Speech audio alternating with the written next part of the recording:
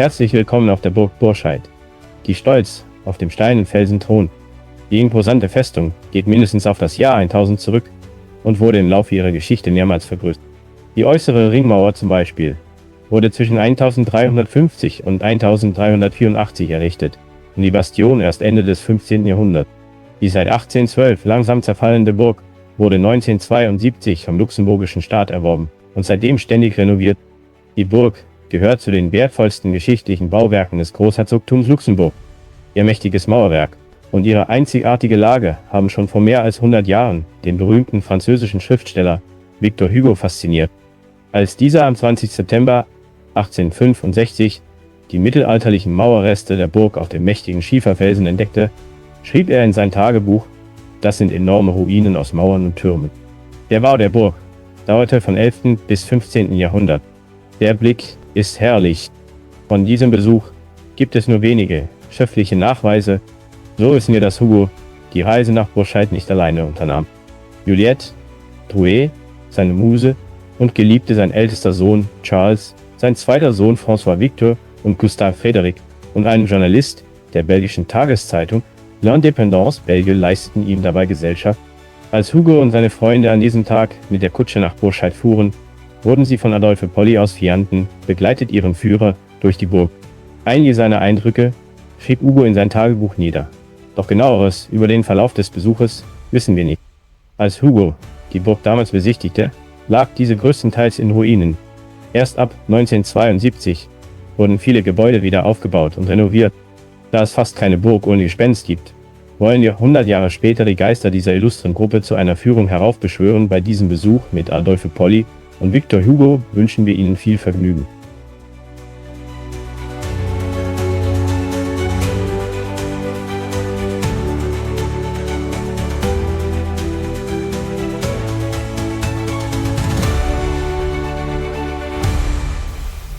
Der steile Weg nach oben ist immer noch so anstrengend wie früher, doch ist das die einzige Möglichkeit, in die Burg zu gelangen. Von den anderen Seiten her ist die Burg einfach und zugänglich. Halb links können Sie das Tor sehen, durch das Sie soeben die Burg betreten haben. Sie war aus dicken Eichenbohlen gezimmert und mit starken Eisenbändern gehalten. Wollte ein Besucher die Burg betreten, musste er sich durch einen Schlitz in der Bastion bei einem Wachmann anmelden. Über der Pforte befand sich eine hölzerne Horde mit einem Schieferdach, in der ein Mann aufrecht stehen und durch den offenen Boden den Besucher beobachten konnte. Neben der großen Horde befand sich eine kleinere, in der sich der Mechanismus des Fallgitter befand. Die Burg galt im Mittelalter als uneinnehmbar. Sie war in eine gut überwachte und für unbeliebte Besucher gefährliche Festung. Das kann man wohl sagen. Am Ende des 15. Jahrhunderts kam sogar noch die Bastion hinzu. Dieser kreisrunde, meist vorgelagerte Turm, der in der Regel mehrere Meter dicke Mauern hatte, deren Schießscharten sich das Mündungsfeuer der Kanonen entladen konnte. Diese hier hatte 2 Stockwerke und einen Keller. Dort, wo sich die Schießscharten befinden, ist die Mauer besonders dick, denn diese Seite war die einzige, von der man sich die Burg nähern konnte. Die jetzige Öffnung entstand im 18. Jahrhundert, als die Burg ihre militärische Bedeutung verloren hatte und man daneben eine Heu- und Fruchtscheune mit einem Weinkeller darunter errichtete. Der Spitzgiebel der Scheune steht auch heute noch. Auf der rechten Seite sehen Sie das Wachhaus, von dem nur noch das untere Geschoss mit der Zugangstreppe besteht. Das war schon damals so. Man erkennt am Schornstein, dass dieser Raum wie eine Küche geheizt werden konnte. Es war der Aufenthaltsraum der Wachleute. Gleich hinter dem Wachhaus befand sich in der nördlichen Ringmauer eine Bresche, die 1685 durch Truppen des französischen Marschalls Boufflers auf Befehl Ludwigs XIV. In die Mauer gesprengt wurde. Der Sonnenkönig hatte das Herzogtum erobert und ließ alle Burgen entfestigen und die Fundamente gleich daneben. Ich kann mich nicht mehr genau daran erinnern, das sind die Überreste des Fischheider Turms, der zusammen mit dem gegenüberliegenden runden Wachturm vor dem 16. Jahrhundert den ersten Eingang bildete. Zwischen diesen beiden Türmen, auch Zwillingstürme genannt, befand sich eine große Zugbrücke, vor der ein Graben war. Diese Graben wurde im 18. Jahrhundert zugeschüttet, als man die Bastion erbaut. Bis zum Bau der Vorburg, die der jüngste Teil der Anlage ist das innere Tor der Hauptzugang zur Burg. Erst Mitte des 15. Jahrhunderts wurde das Torhaus zur Pfadnerwohnung umfunktioniert. Links vor diesem Gebäude befand sich die hohe Ringmauer, die bis etwa zum Dach des Pörtnerhauses reichte. Die tiefen Sporrillen im Felsen sind ja immer noch zu erkennen. Bei diesen unzligen Wagen, die hier durch die Pforte in die Oberburg hinauffuhren, um den Zehnter Baul abzuliefern, ist das auch nicht verwunderlich. Vergessen wir nicht, dass die Burg der Sitz eines Vasallen des Grafen von Luxemburg war, der zur Aufgabe hatte, den Zehnt, das heißt ein Zehntel ihrer Ernte und Erträge einzutreiben. Als Gegenleistung geben die Herren von Burscheid dem Bauern Behausung und das Holz dazu. Vor allem Schutz vor Angriffen. Das Torhaus war damals fast völlig zerstört. Allerdings es war fast völlig zerfallen. Ich habe mich sagen lassen, dass das Torhaus 1980 wieder aufgebaut wurde.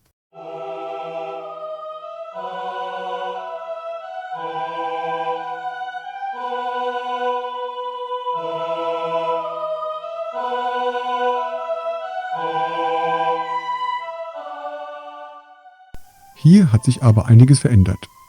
Links, wo jetzt die Toiletten sind, stand bis 1812 ein Pferdestall und gleich daneben die Knechtekammer mit darüber liegendem Heuspeicher. Die dahinter liegende Ringmauer wurde um 1250 errichtet und wird auch die zweite oder innere Ringmauer genannt.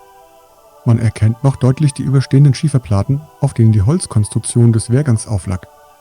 Und dort, wo die Vertiefung zu erkennen ist, befand sich an der Außenseite ein Apokt. Das Messedere der damaligen Zeit. Schon bei meinem ersten Besuch waren hier rechts nur noch Ruinen zu sehen. Das sind die Fundamente des kantischen Quartiers. Die Zant von Mal waren mit darin zu Burscheid von 1512 bis 1626. Hier sollte noch 1740 ein schönes barockes Schlösschen errichtet werden. Was nie geschah.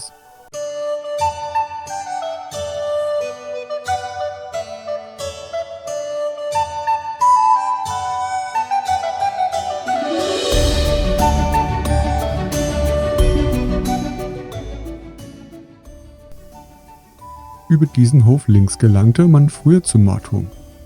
Als wir ihn im Jahr 1865 besichtigten, hatte er schon kein Dach mehr und war ziemlich zerfallen. Bei diesem Turm handelt es sich um einen Schalen- oder Halbturm, da er zur Burgseite hin geöffnet ist. Er hat im unteren Teil dem Keller einen Raum mit einer tief gelegenen Schieß- und Speerschale. Von dort aus müssen die Posten einen guten Überblick gehabt haben. Allerdings, sie konnten das unmittelbare Vorfeld der ganzen Nordseite der Burg bis zum Tor übersehen. Übrigens war der Aufstieg in den Turm nur über Leitern möglich, die man bei Angriffen einziehen konnte. Über diese Leitern gelangte man auch in die zwei übereinander liegenden Wachstuben, die beide einen Kamin hatten. Von dort aus gelangte man auf den Wehrgang, der auf der einen Seite bis zur Torrode und auf der anderen Seite bis zum Bergfried reichte.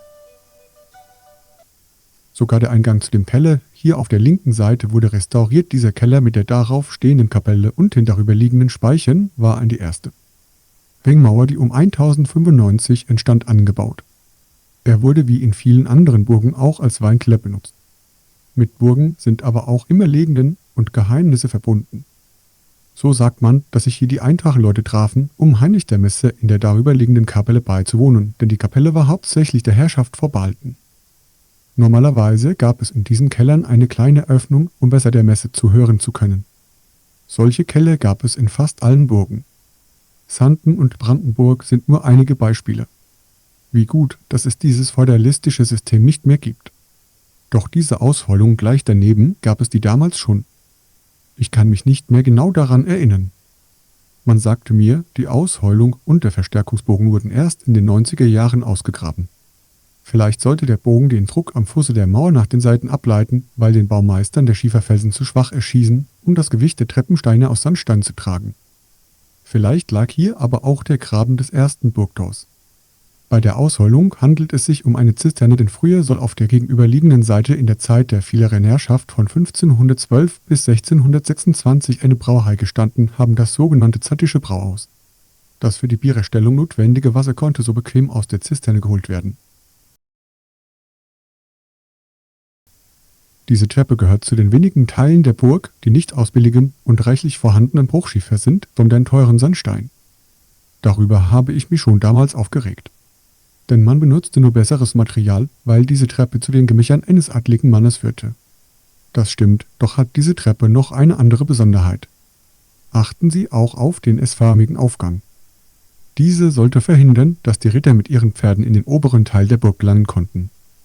Die Ritter absteigen und zu Fuß die Treppe hoch mussten. Deswegen wird diese Art von Treppenaufgang auch Schikanenaufgang genannt. Im Falle eines Angriffs wurde gleichzeitig der Zugang zur Oberburg erschwert.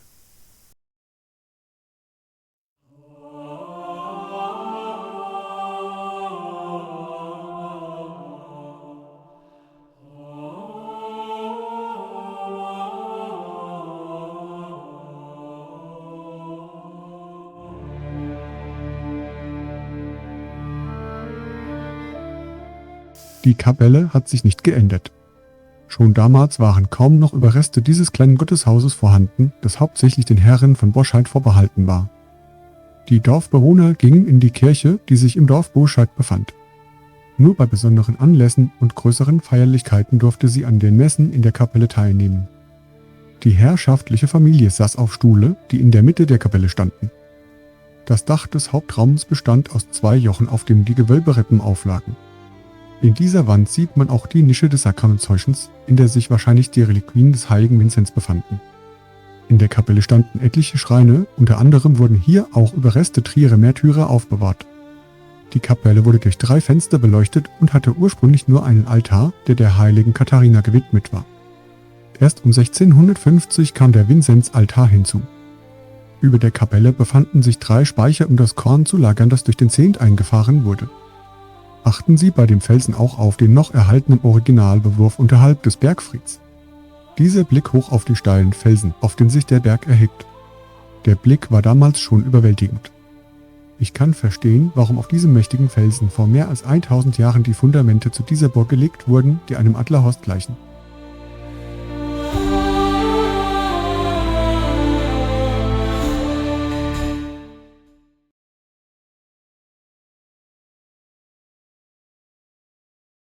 Von den Gebäuden auf diesem Hof waren schon damals nur noch die Überreste zu sehen.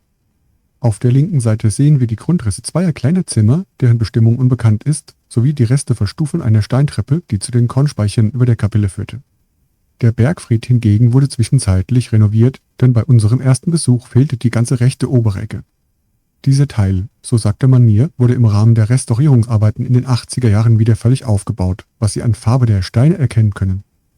Das stimmt, denn auf meiner Zeichnung, die ich 1865 von der Burg angefertigt habe, fehlt diese Ecke des Bergfrieds.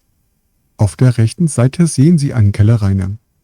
Anfangs wurden in diesen Kellerräumen überwiegend Rüben gelagert, um die Schweine zu füttern, die sich im unteren Teil der Burg, dem Ökonomieteil, befanden.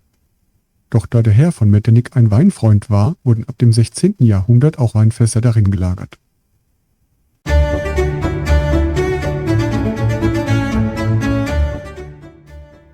Ich habe mir sagen lassen, dass der Palast dem heutigen Wort Palast entspricht. Er stellte den Wohnbereich des Burgherren dar. Dieses zwischen 1400 und 1420 von Bernhard I. von Boscheid erbaute Wohnhaus bestand aus einem Erdgeschoss mit einem Rittersaal, in dem ein Kamin aus gelbem Dillinger Sandstein stand. Einige Teile des reich verzierten Kaminsimses können später im Stolzenburger Haus bewundert werden. In den Nischen rechts befanden sich Wandschränke. Aus dem Saal gelangte man in ein Kabinett, das heißt in ein Zimmer mit einem Fenster. Von dem aus man in ein weiteres, jedoch kleineres Kabinett kam. Ich meine mich zu erinnern, dass aus diesem Kabinett eine Tür in den obersten Hof führte, auf dem wir uns noch vor wenigen Minuten befanden. Ganz richtig, auch gehen wir nun in Gedanken in den ersten Stock des Palastes sind. Dank des Inventarisierungsaktes der Gebäude aus dem Jahre 1791 wissen wir, dass im ersten Stock das Herrenzimmer und im zweiten Stock der obere Saal lag. Im dritten Stock lagen weitere Zimmer, über denen sich Speicher befanden. Interessant war, dass sich am Ende der Wendeltreppe die 4 Etagen miteinander verband. 2 Türen befanden sich dort. Durch die rechte gelangte man in die Speicher über die den Palast. Durch die linke in die Speicher über dem Schlafzimmer und den Zimmern über der Küche ging man von dort aus durch den letzten Speicher hindurch kam man über eine hölzerne Treppe in den Bergfried. In diesem Raum unter dem Dach hing die Glocke, die zum Gottesdienst läutete. Der Palast war rund 10 Meter hoch, wobei der Kamin das verbindende Element des Bauwerks war. Schon damals konnte der herrliche Rittersaal nicht mehr benutzt werden und wurde, so glaube ich, nur noch Rumpelkammer genannt. Dieser Rittersaal ist im Vergleich mit anderen Burgen übrigens auch viel kleiner. Boscheid hatte keine repräsentativen Aufgaben, da die Burg nie Grafensitz war. Als Residenz der Herren von Boscheid hatte sie stets militärische Funktionen. Von der Wendeltreppe, die aus besseren Steinen war, sind nur noch 14 Stufen vorhanden, die restlichen kamen bei der Versteigerung am März 1812 unter den Hammer.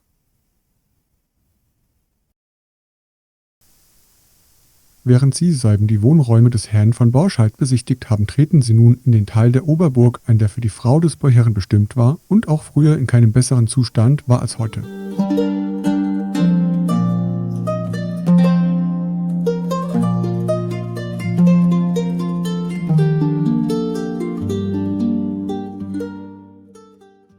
Dieser Raum, der zwischen der Küche und dem Palast liegt, wird Winterstübchen genannt, denn er war immer angenehm warm, da er durch das Herdfeuer der Küche beheizt wurde. Im Sommer saß die Dame des Hauses jedoch meist im herrschaftlichen Sommerstübchen, das im ersten Stock war. Von dort aus hatte sie einen wunderbaren Ausblick über das herrlich grüne Sauftal. Ein Ausblick, an dem ich mich immer noch nicht satt sehen kann. Von dem Sommerstübchen aus kam man nach links in ein Zimmer über der Küche, von dem aus man die Kommodität erreichte. Ging man nach rechts aus dem Sommerstübchen hinaus, kam man in das Schlafzimmer mit einem alten Vollkamin. Dieses Zimmer wurde durch 2 Pfosten gestützt und daher Galerie genannt. Es konnte auch über die Wendeltreppe des Palastgebäudes erreicht werden. So bildeten die Zimmer über dem Winterstübchen ein halbkreisförmiges Verbindungsgebäude, das vom Palast bis zum Bergfried reichte, wo heute noch der ursprüngliche Eingang zu erkennen ist. War dort, wo heute sich der Eingang befindet, früher nicht der Keller und führte statt einer Steintreppe eine Holzleiter in den ersten Stock, die man im Falle eines Angriffs einfach einziehen konnte. Übrigens können Sie noch Resten eines bewusst sehen, das heißt, die Mauern waren ursprünglich verputzt, um die Oberburg wohnlicher zu gestalten.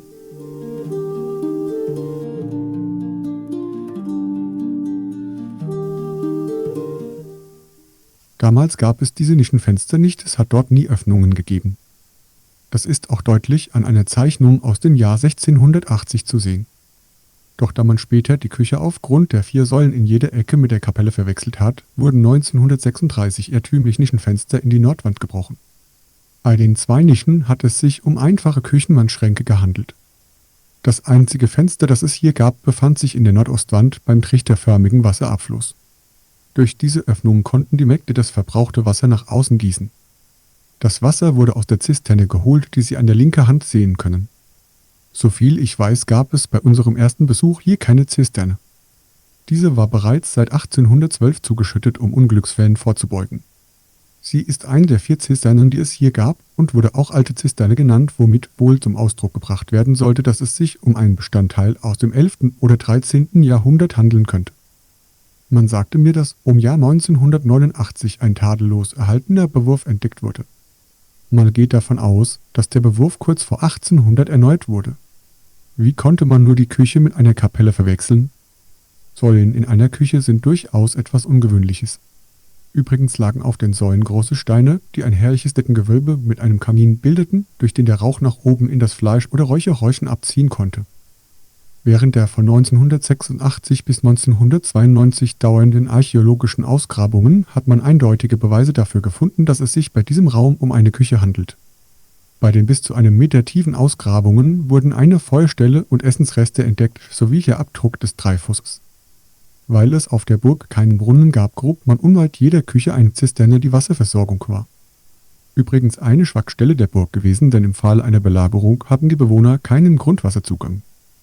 Doch zum Glück soll die Burg nie längere Zeit belagert worden sein, bis auf eine legendäre Ausnahme, daher die Belagerten den Feind auf listige Weise ausgetrickst haben sollen. Schauen wir uns den Bergfried, der durch seine majestätische Wucht beeindruckt, von außen an. Er ist auf dem Felsen errichtet und aus Schieferbruchsteinen aus der näheren Umgebung, wobei die Ecken mit Sandsteinkadern verstärkt sind.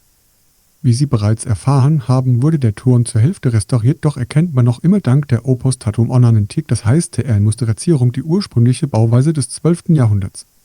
Der Turm erscheint mir nach wie vor noch so gedrungen, aber das mag daran liegen, dass er nur etwa 10 Meter hoch ist. Ganz im Gegensatz zu den hohen, eleganten Bergfrieden anderer Burgen. Wir steigen jetzt diese Treppe hin, die in das Spindkind, die Vorratskammer, führt. Damals lagen hier überall Schutt und Steine, denn das Dach war eingebrochen und der Turm ziemlich zerfallen. Die Vorratskammer wurde erst 1989 freigelegt. Von hier aus kann man das Verlies sehen, das es im Mittelalter auch auf anderen Burgen gab. In Burscheid jedoch diente es als Gefängnis nur bis zum Bau des Backhauses, das Sie später sehen werden. Um das Spindken auch bei geschlossener Tür mit etwas Licht zu erhellen, wurde ein Fenster in die zum Innenhof gerichtete Mauer gebrochen.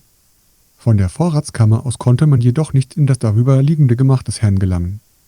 Sagen Sie mal, diese Holztreppe gab es damals aber nicht, sie wurde erst 1990 gebaut und ersetzte eine 1936 errichtete Steintreppe. Ich glaube, auch außer der Vorratskammer befand sich in Bergfried auch noch das Herrengemach Metternich. Richtig, hier war das Zimmer Metternich untergebracht, in das man nur über eine Treppe aus den Zimmern über der Küche gelangen konnte. Die Treppe befand sich versteckt in dem sogenannten Treppenhaus, das es schon zu unserer Zeit nicht mehr gab. Der frühere Eingang, der von dort aus in das Gemach führte, wurde zugemauert, wie Sie bereits von der Küche und dem Winterstühlchen aussehen konnten. Wie Sie feststellen können, hat sich das Treppensteigen gelohnt. grüne Täler und Hügel, soweit das Auge reicht. Rechts von der Pfannenstange aus können Sie auf die Dörfer Schlindermanderscheid und Lipperscheid blicken und links davon auf Michlau. Von hier aus konnte man auch gut die Übergänge der Sauer kontrollieren, die um die Burg eine Schleife macht. Irre ich mich oder liegt dort oben rechts auf der Anholle nicht das Dorf Burscheid? Sie irren sich nicht, dort oben rechts. Wie viel Meter über der Sauer liegt die Burg eigentlich? 150 oder 200 Meter? Die Burg liegt 150 Meter über der Sauer und ist durch den steil abfallenden Schieferfelsen natürlich geschützt.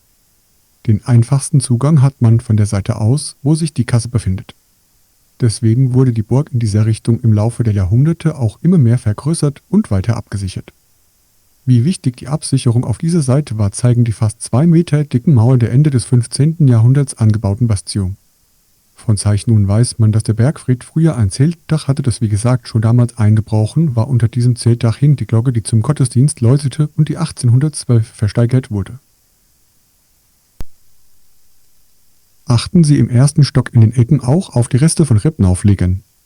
Sie trugen die gewölbte Decke des Herrengemachs, von dem wir bereits vor dem Bergfried sprachen. Es hatte einen Estrichboden sowie ein Doppelfenster mit einer Mittelkonsole zur Nordseite und war dem Herrenzimmer im Palast standesgemäß gleichgestellt. Von hier aus können Sie erneut den zugemauerten Eingang sehen, der vom Herrenzimmer Metternix in das einstige Treppenhaus führte.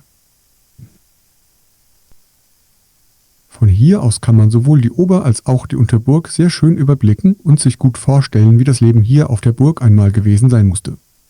Wenn uns diese Steine doch nur ihre jahrhundertealte Geschichte erzählen könnten, wie viel Tote diese starke Burg mit ihren dunklen Ruinen wohl gesehen haben, aber das werden wir wohl nie erfahren. Doch setzen wir unseren Besuch weiter fort.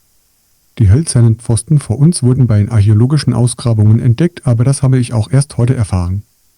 Sie weisen auf die erste Festungsanlage aus dem 11. Jahrhundert hin. Kann es sein, dass die Ruinen gleich dahinter die Überreste des Berghauses sind? Wie ich sehe, hat sich meine Führung damals gelohnt. Das Gebäude vor uns ist das sogenannte Berghaus. Man sah es 1791 als Turm an, was nie belegt werden konnte. Unter dem Gebäude befand sich in 2 übereinander liegenden Räumen das Hauptgefängnis der Burg. Die 7 Meter tief liegenden Räume waren nur durch ein viereckiges Loch oder eine Falltür in der Decke zu erreichen. Die Gefangenen wurden mit dem Seil hinuntergelassen und das Essen von oben in die Zelten geworfen. Ich meine, in diesem Gebäude hätte es noch weitere Räume gegeben. Wie der Name sagt, war in diesem mit Schiefer bedeckten Haus das Backhaus untergebracht. Im Erdgeschoss befand sich die Packstube mit dem Backofen, in einem Raum daneben die Handmühle und einige Zimmer. Im Stockwerk darüber lagen weitere Zimmer. Dieses Gebäude kam 1536 in die Hand der Familie Zandt von Mell, die das Zandtische Quartier daneben errichtete. Vor 1512 befand sich dort ein Kräutergarten. Zandtische Wohnungen wurden ab 1626 nach und nach wieder abgetragen. Von den Gebäuden des Zandtischen Quartiers gibt es keine Beschreibung.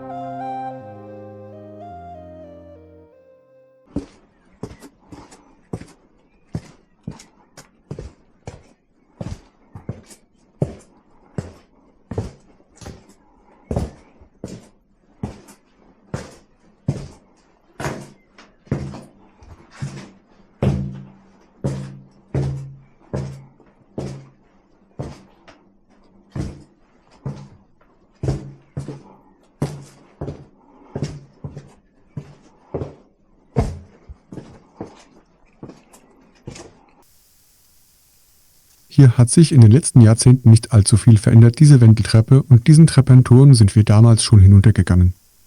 Sie wurden erst um 1600 angebaut, um einen vereinfachten Aufgang vom oberen zum unteren Teil der Burg zu ermöglichen, der aus dem 15. Jahrhundert stammt. Hier begann der Ökonomieteil der Burg. Neben dem Stolzenberger Haus, das Sie rechter Hand sehen können, befand sich der Kuhstall, über dem eine Tenne lag, der Platz zum Austreschen der Kölner Früchte bot. Gleich hinter dem Kuhstall wurde im 18. Jahrhundert die Ringmauer durchbrochen, um in die Gärten zu gelangen, die damals erst angelegt wurden. Es folgen 6 kleine Schweinställe sowie der große Ochsenstall mit einem Speicher. Auf diesem Hof, der von den Ställen bis zur inneren Ringmauer reicht, gab es bei Gemüse- und Blumengärten, in denen Obstbäume standen, insbesondere Birnbäume. Auf diesem Teil des Hofes war auch der Missplatz. An diese Fundamente ganz rechts im hinteren Teil des Hofes kann ich mich überhaupt nicht mehr erinnern. Rechts hinten, kurz vor den Überresten der Absperrmauer, das war ein Brennofen, der seit 1624 in Betrieb war und primär zum Brennen von Dünger und Baukat benutzt wurde. Aber auch zur Herstellung von Ofenkacheln und anderen Tonwaren. Um 1750 wurden da auch Eisenerze geschmolzen, denn man sagte mir, dass beim Ausgraben des Ofens 1976 Lacken von Alluvialerzen gefunden wurden.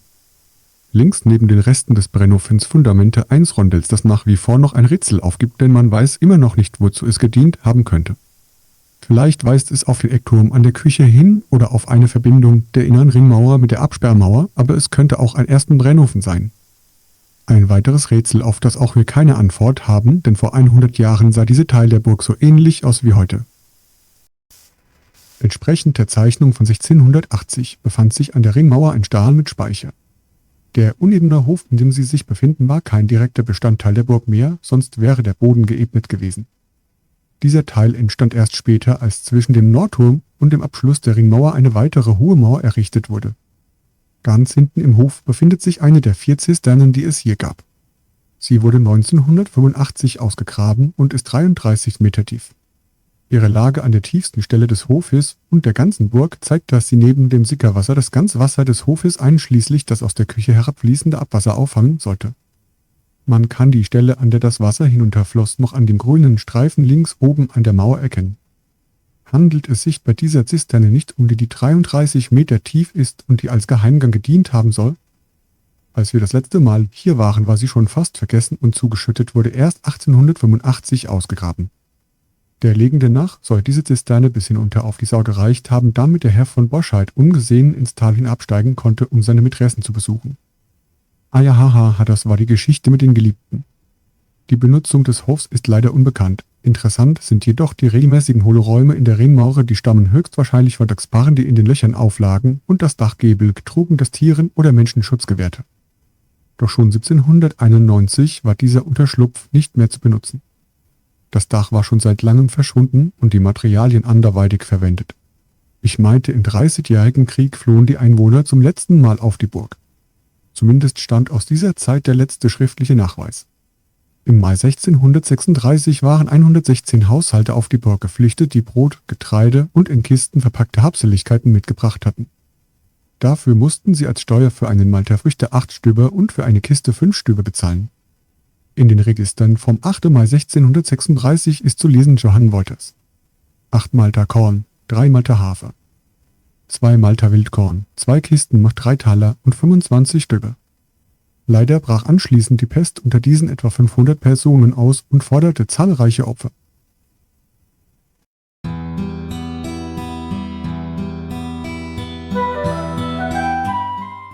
Dieser Durchgang wurde einst aufgrund von Erbstreitigkeiten unter der vieleren Nachbarschaft zugemauert. Dadurch wurde das Stolzenburger Haus vom Ökonomieteil der Burg völlig abgetrennt. Eine Kohabitation ohne Streitereien wäre auch zu schön gewesen. An dem Stolzenburger Haus sieht man noch Reste eines Verputzes. Durch die Verputzung ist der Stolzenburger Haus in der Ecke von der Stadt erbaut worden. Dort befand sich ein Gebäude, in dem die Bediensteten wohnten und die Küche untergebracht war, wie Sie noch an den Umrissen der Kamine erkennen können. Links am Haus sind die Umrisse einer zugemauerten Tür zu erkennen. Diese Tür führte auf den Wehrgang, der um die ganze Burg herum verlief. Hier standen 1865 nur noch Ruinen. Man konnte sich damals wirklich nicht mehr vorstellen, wie das Haus früher einmal ausgesehen haben könnte. Das ist wirklich beeindruckend. Doch kommen wir zur Sache. Das Stolzenburger Haus entstand um 1384 als Burghaus und wurde nach dem Namen des Besitzers genannt, als zu Beginn des 16. Jahrhunderts die Familie von A. als Mitterin zu Burscheid darin Wohnung bezogen, bekam das Haus den Namen Acherhaus. Gegen Ende des 16. Jahrhunderts zogen deren Nachkommen deutsch von der Kaulen ein, was zur Folge hatte, dass das Burghaus zum Deutschhaus wurde, bis es nach 1626 allmählich als Amtshaus bezeichnet wurde. Man sagte mir, dass seit dem Wiederaufbau im Jahre 1975 nun noch das Stolzenburger Haus genannt wird. Kannte man es nicht auch noch Neues als Schloss? Der Name Neues Schloss tauchte erstmals 1785 auf. In jenem Jahr ließ der Amtmann Lais der Jüngere fast alles erneuern, insbesondere die im Nebengebäude untergebrachten Küchen, die er in Wohnräume umwandeln ließ. Da die Oberburg langsam zerfiel, nahm man dem Stolzenburger Haus oder Amtshaus die Bezeichnung Neues Schloss, obwohl es immer nur vom Burghaus bis zum Amtshaus ein zweitrangiges Gebäude gewesen war.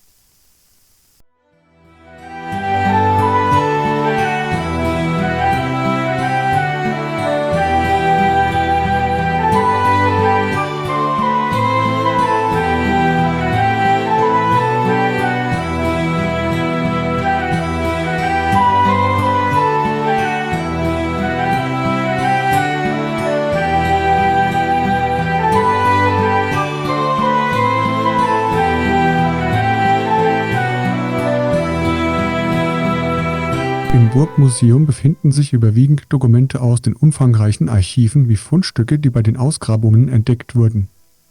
Im zweiten Stock des Museums stellen wir Ihnen verschiedene Modelle vor, die im Folgenden kommentiert werden. Das erste Modell zeigt, wie die Festung um 1000 ausgesehen haben könnte. Die Burg war von einer Holzpalisade umgeben, auf die heute noch die beiden Pfostenlöcher hinweisen, die bei den archäologischen Ausgrabungen gefunden wurden. Das zweite Modell zeigt die Burg um das Jahr 1100, als Bertram von Burscheid Burgherr war. Die Größe der Burg hat sich nicht verändert, doch wurde die Holzpalisade teilweise durch eine steinerne Mauer ersetzt und der obere Teil der Oberburg erweitert. Zu dieser Zeit wohnte der Herr von Burscheid noch in Bergfried. An diesem Modell sieht man deutlich die Zweiteilung der Burg in einen höheren, dem Herrn vorbehaltenen Teil und einen unteren Bereich, in dem der Ökonomieteil lag. Das dritte Modell zeigt die Burg um 1250. In dieser Zeit bewohnte der Herr von Burscheid, sogar der Erste, die Festung. Er ließ den oberen Teil der Burg stark ausbauen, der bereits aus der Kapelle, dem Bergfried und einem kleineren Palas bestand. In dem unteren Teil können Sie einige Bedienstetenhäuser sehen. Die Zwillingstürme, die den ersten Eingang bildeten, wie die Pferdestelle, an deren Stelle sich heute die Toiletten befinden.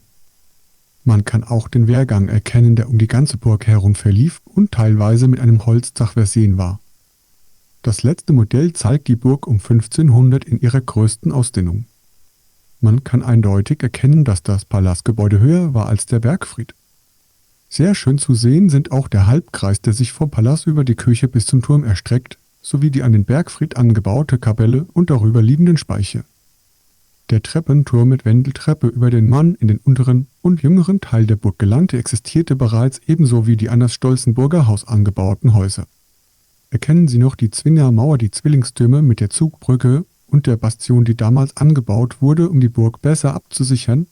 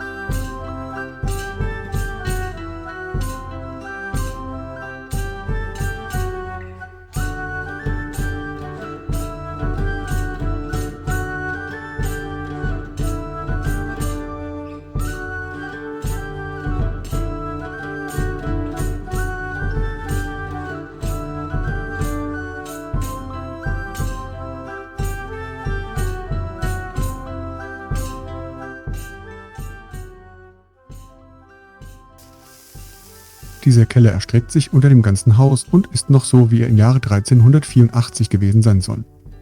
6 mächtige viereckige Sandsteinsäulen tragen gotische Gewölberippen, die die Torfsteine halten. In den Ecken kann man noch Felsenreste erkennen. Welch eine Arbeit das gewesen sein musste, den Stein mit der Hand abzutragen. Links in der Ecke ist eine weitere der 4 Zisternen zu sehen. Im Stolzenburger Haus gab es eine Küche, denn wie wir gesehen haben, gab es überall, wo es Küchen gab, auch Zisternen. Ganz richtig, doch achten Sie nun auf die Seitenwände. In den Löchern, die Sie erkennen können, befanden sich höchstwahrscheinlich Balken, auf denen eine Holzdecke lag. Diese wurde erst viel später eingezogen, um zusätzlichen Lagerraum und Schlafmöglichkeiten für die Mägde zu schaffen. Rechts vom Kellereingang gab es früher in Form einer Falltür einen Zugang zum Erdgeschoss des Stolzenburger Hauses.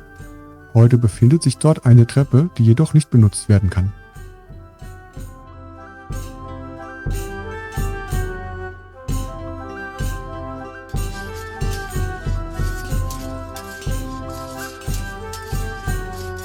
Hier kann man klar erkennen, wozu ein Zwinger, das heißt der Bereich zwischen der äußeren und inneren Ringmauer diente. War der Feind über der äußeren Mauer, so konnte man auf ihn von den Schießscharten der Türme oder vom Wehrgang aus schießen oder Öl auf ihn schütten. Übrigens ist der gesamte südliche Teil von diesem Zwinger umgeben, denn von dort aus konnte die Burg am einfachsten angegriffen werden.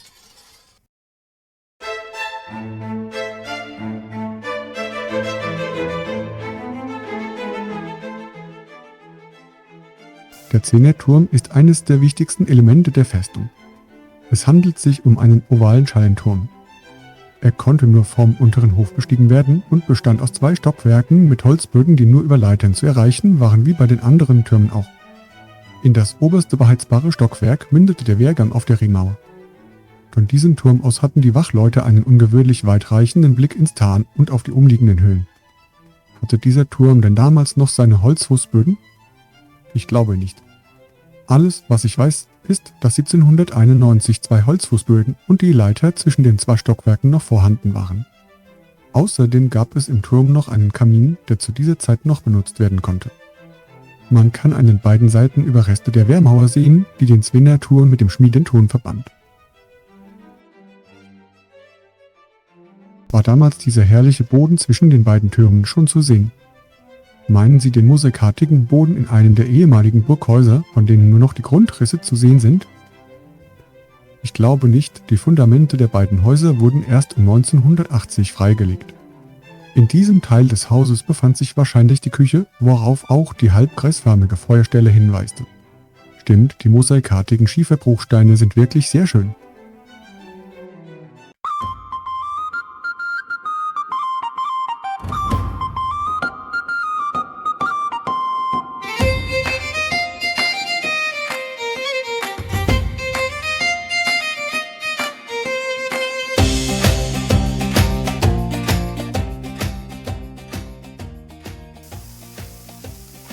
Alle Untertanen des Hochgerichts Borscheid waren verpflichtet, an der Burg Bauvornahmen zu leisten, das heißt, Arbeiten an der Festungsanlage zu verrichten. So wurde dieser Turm von den in der Herrschaft wohnenden Schmieden unterhalten, daher sein Name. Da nur wenige Schmiede in der Herrschaft wohnten, befand sich der Turm meistens in schlechtem Zustand. Und wer musste sich um den Fischheider Turm in der Vorburg kümmern? Das war der Hofmann von Fischheid. 1865 war der Turm völlig zerstört. Das muss den luxemburgischen Staat einiges gekostet haben. Das kann man wohl sagen, aber es hat sich gelohnt.